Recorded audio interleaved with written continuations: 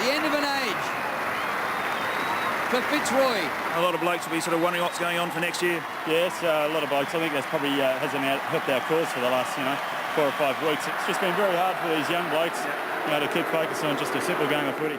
And to see grown men cry and ex-footballers cry back at McCulloch's pub was a sight to see. And I joined them myself. Naturally, we were very, very disappointed when Fitzroy had to be taken away from the VFL, AFL, because it was part of history. Look, Collingwood's still going, Carlton's still going, Richmond's still going, the Bulldogs are still going.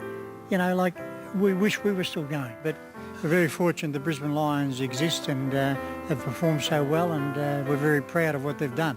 Fitzroy Footy Club never was liquidated, so we've kept it alive. We've raised over $80,000 for grassroots footy in the area, and there's so many people who just want to have a Fitzroy membership ticket and connect with the history of the club. We organised for the Uni Reds to become the Fitzroy Reds in 1998.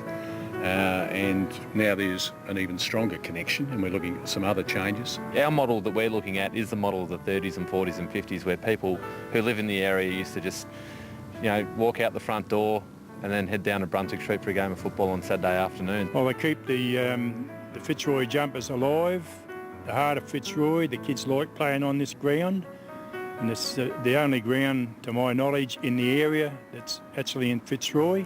And everyone wants to play football, especially league football.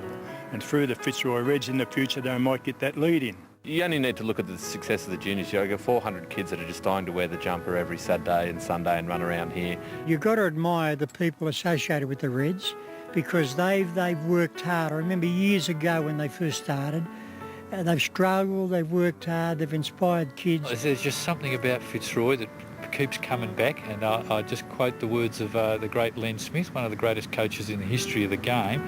He said, we might not have everything going for us here at Fitzroy, but what we've got going for us is goodness, and it's the goodness of the people at this club that'll see us through, and it has seen us through.